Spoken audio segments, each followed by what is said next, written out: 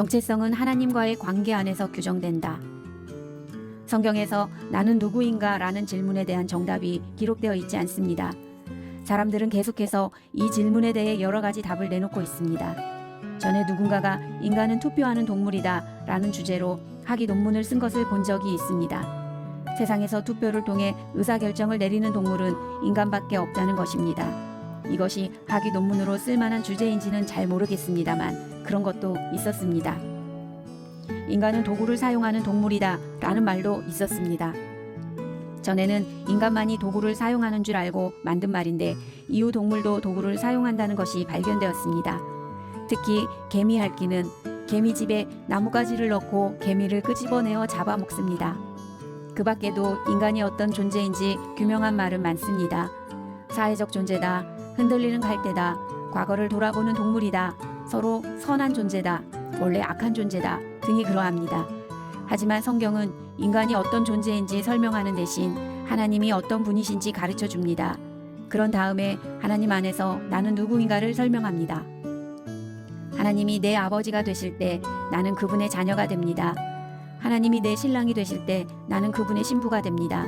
하나님이 나무의 그루터기가 되시면 나는 그분의 가지가 됩니다. 그분이 내 목자이기 때문에 나는 그분의 양이 되고 그분이 내 주인이시기 때문에 나는 그분의 소유와 종이 됩니다. 이와 같이 나는 누구인가? 라는 질문에 대해 흔들리지 않는 정체성으로 답변하려면 하나님이 어떤 분인지 먼저 발견하고 알아야 합니다. 하나님이 어떤 분인지 모르면 재산이나 외모, 돈, 소유물, 사람들이 인정 같은 것에서 자신의 정체성을 찾게 됩니다. 신앙 연륜이 오래되고 직분이 있고 사역자라고 해도 마찬가지입니다. 우리의 정체성은 그런 것이 아니라 오직 하나님께 있습니다. 올바른 정체성은 오직 주님 안에서 그분과의 관계 가운데서만 발견할 수 있습니다. 사도 바울이 자신을 예수 그리스도의 종이라고 표현한 것도 그 때문입니다. 그는 하나님 안에 있지 않은 인간적인 것과 세상의 것들을 모두 해로운 것과 배설물로 여겼습니다. 그리스도 안에서 자기 자신을 발견하고 찾은 것입니다. 초대교회에서 예수님을 지칭할 때 사용한 주라는 호칭도 그런 맥락에서 이해할 수 있습니다. 초대교회 성도들은 예수님의 이름에 주와 그리스도를 붙여서 사용했습니다. 이는 사도 바울이 한 것과 동일한 신앙 고백이었습니다. 예수님이 인생의 주인이시고 자신은 그분의 종이며 예수님이 후원자와 보호자 되시고 자신은 그분의 돌봄을 입는 자라는 것, 그리고 예수님이 삶의 모든 것을 다스리며 주관하는 왕이시고 자신은 그분의 백성이라는 것, 예수님은 영원히 경배해야 할 하나님이시고 자신은 그분을 예배해야 하는 존재임을 인정하고 선포한 겁니다. 초대교회 성도들에게 예수는 주님이시다 라는 고백은 요즘 우리처럼 교회에서 일상적으로 사용하는 종교적 표현 중 하나가 아니었습니다. 예수님을 주님으로 부르기 위해 그들은 목숨을 걸어야 했습니다. 당시 로마 제국의 영토 안에서 주님으로 부를 수 있는 대상은 로마 황제뿐이었습니다.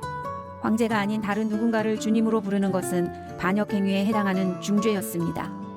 로마 제국이 기독교를 탄압한 것도 그 때문입니다.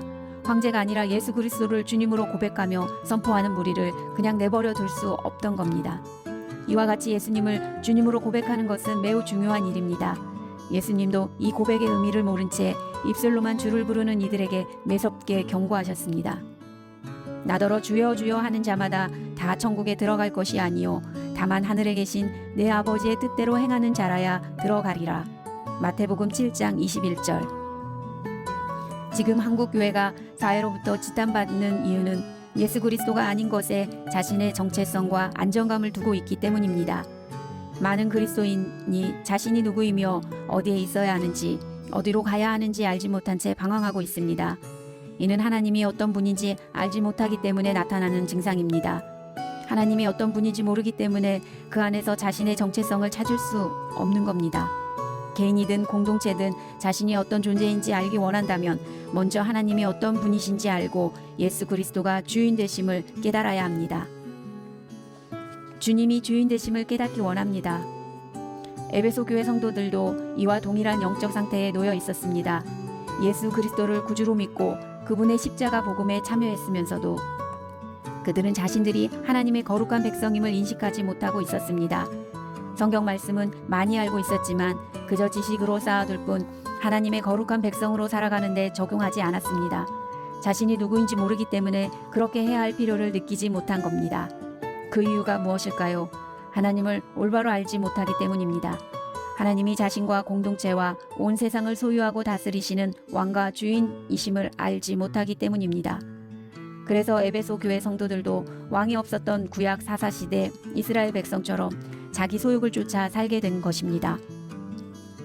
그래도 사도 바울은 하나님, 에베소 교회 성도들이 지혜와 계시의 성령으로 하나님이 누구인지 알게 해주십시오. 하나님이 어떤 분인지 경험하고 하나님의 마음을 깨닫게 해주십시오. 하나님이 무엇을 원하시는지, 에베소 교회 성도들을 향한 하나님의 계획이 무엇인지 알게 해주십시오.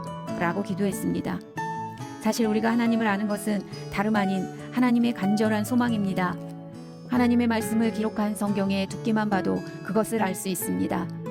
하나님이 성경을 이토록 두껍게 기록하신 것은 바로 그분의 백성인 우리가 하나님을 알기 원하시기 때문입니다. 그래서 하나님을 아는 것은 우리가 가장 간절하게 구해야 할 기도 제목이기도 합니다. 하나님을 정말로 알고 싶습니다. 진정으로 하나님이 어떤 분인지 알고 싶습니다. 성경 지식으로 아는 게 아니라, 설교 시간에 주워 들은 풍월로 아는 게 아니라 성령이 깨닫게 하심으로 하나님을 알고 경험하고 싶습니다. 하나님의 마음이 무엇인지 보게 해주십시오. 누구나 이렇게 기도해야 할 줄 믿습니다. 오직 지혜와 계시의 성령으로. 그러나 우리는 하나님을 아는 것을 지적인 영역에 가둬놓을 때가 많습니다. 성경을 많이 읽고 연구하며 은혜로운 설교를 많이 들으면 하나님을 알 수 있다고 생각하는 것입니다. 정말로 인간의 이성과 지성과 논리로 하나님을 알 수 있을까요? 골로새서 1장에서 사도 바울은 예수 그리스도의 하나님 되심을 보여줍니다. 그는 보이지 아니하는 하나님의 형상이시요 모든 피조물보다 먼저 나신 이시니 만물이 그에게서 창조되되 하늘과 땅에서 보이는 것들과 보이지 않는 것들과 혹은 왕권들이나 주권들이나 통치자들이나 권세들이나 만물이 다 그로 말미암고 그를 위하여 창조되었고 또한 그가 만물보다 먼저 계시고 만물이 그 안에 함께 섰느니라. 그는 몸인 교회의 머리시라. 그가 근본이시요 죽은 자들 가운데서 먼저 나신 이시니 이는 친히 만물의 으뜸이 되려 하심이요. 골로새서 1장 15절에서 18절. 창조 이전부터 계셨고 모든 것을 창조하신 분, 만물이 그 안에 있고 만물의 으뜸이신 주권자가 바로 예수 그리스도이십니다. 골로새서 1장 말씀은 실로 놀랍고 어마어마한 선언이자 신앙 고백입니다. 하지만 우리는 이 본문을 읽고도 별다른 충격이나 감동을 받지 않습니다. 성경을 많이 알거나 교회를 오래 다닌 성도라면 이 말씀 많이 들어봤지. 그래, 예수님이 창조주이시고 통치자이시지 라고 반응하는 것이 전부일 겁니다. 이토록 명쾌하고 똑부러지게 예수 그리스도의 신성을 펼쳐 보여주는데 왜 아무 일도 일어나지 않는 걸까요? 대통령이나 대기업 회장, 유명 연예인의 이야기에는 금방 솔깃해하면서 어떻게 만유의 주제 앞에서 이렇게 무덤덤할 수 있단 말입니까? 우리의 머리로 이해할 수 있는 범위를 넘어선 이야기이기 때문입니다. 하나님은 우리의 이성과 논리로는 그 비슷한 것조차 떠올릴 수 없는 분입니다. 상상할 수도 없고 경험해 본 적도 없는 존재를 어떻게 인지하고 느낄 수 있겠습니까? 불가능한 일입니다. 그런 하나님을 우리의 지식으로 알 수 있겠습니까? 공부를 많이 한다고 알 수 있을까요? 그래서 사도 바울이 에베소 교회 성도들을 위해 성령의 지혜와 계시를 간구한 것입니다. 인간은 성령님이 지혜와 계시를 부어주실 때만 하나님을 알 수 있습니다. 성령의 지혜와 계시로 그 하나님을 알게 되면 그 자리에 가만히 앉아 있을 수 없습니다. 그토록 놀라운 분을 만났는데도 변하지 않을 사람은 없습니다. 사도 바울을 비롯해서 하나님의 계시를 깨달은 수많은 사람이 그 증인입니다. 하나님을 만난 사람은 모두 삶이 바뀌었습니다. 하나님을 만났는데 바뀌지 않았다면 그것이 바로 기적입니다. 모든 것을 지으시고 다스리는 주인이신 하나님을 알게 되었는데 어떻게 예전처럼, 어떻게 지금 모습 그대로 살아갈 수 있겠습니까? 정말로 하나님을 주인으로 알게 되었다면, 정말로 하나님을 주인으로 만났다면 결코 그럴 수 없습니다. 어두운 마음의 눈이 밝아지다. 그렇다면 모든 것의 주인이신 하나님을 알 때 우리에게 어떤 변화가 일어날까요? 사도 바울은 에베소 교회 성도들이 하나님을 알게 해달라고 기도한 뒤에 하나님을 알게 될 때 자연스럽게 나타나는 변화에 대해 이야기합니다. 그것은 바로 마음의 눈이 밝아지는 것, 마음의 눈이 열리는 것입니다. 너희 마음의 눈을 밝히사 그의 부르심의 소망이 무엇이며 성도 안에서 그 기업의 영광의 풍성함이 무엇이며 그의 힘의 위력으로 역사하심을 따라 믿는 우리에게 베푸신 능력의 지극히 크심이 어떠한 것을 너희로 알게 하시기를 구하노라. 에베소서 1장 18절에서 19절. 하나님을 알지 못하면 자연스럽게 육신의 눈이 발달되게 됩니다. 그렇게 되면 눈에 보이는 것만을 추구하며 살게 됩니다. 돈과 외모, 권력, 성공의 노예가 되어 살아가는 것은 모두 참된 주인이신 하나님을 모르기 때문에 벌어지는 일입니다.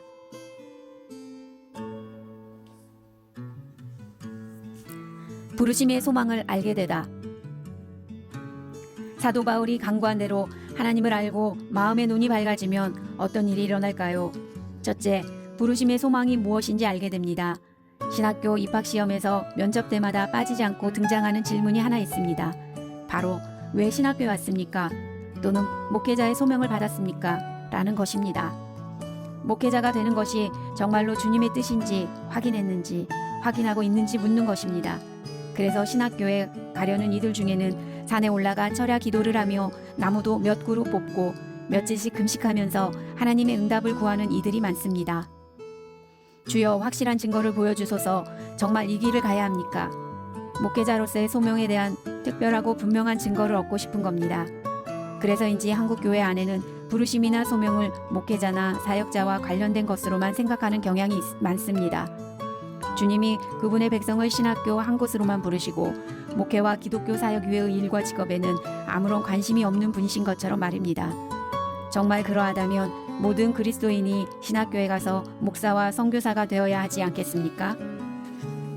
하나님은 그리스도인 각 사람을 다양한 자리로 부르시고 그 가운데 풍성한 계획을 베푸시는 분입니다. 하지만 우리는 이렇게 생각합니다.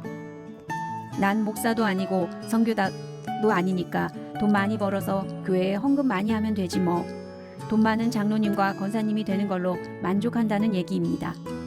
그런데 하나님도 그런 부자 장로님과 부자 권사님을 원하실까요? 돈보다 믿음이 더 큰 장로님과 권사님을 원하지 않으실까요? 그런데 안타깝게도 한국교회에서 이런 사람을 찾아보기 힘든 듯합니다.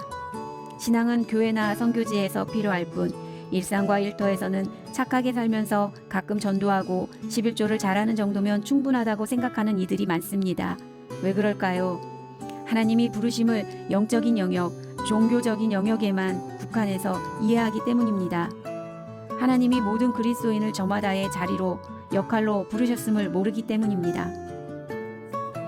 그러므로 나를 향한 그분의 부르심이 무엇인지 발견하려면 하나님을 알고 어두운 마음의 눈이 밝아져야 합니다. 주인 되신 하나님을 알아야만 종된 나를 향한 그분의 부르심, 계획을 깨달을 수 있습니다. 전에는 명문학교를 나오고 높은 연봉을 주는 대기업에서 일하는 것을 목표로 삼았다면 하나님을 알게 된 이후에는 마음의 문이 열려 어느 곳이든 주님이 부르심에 순종하며 나아갈 수 있습니다.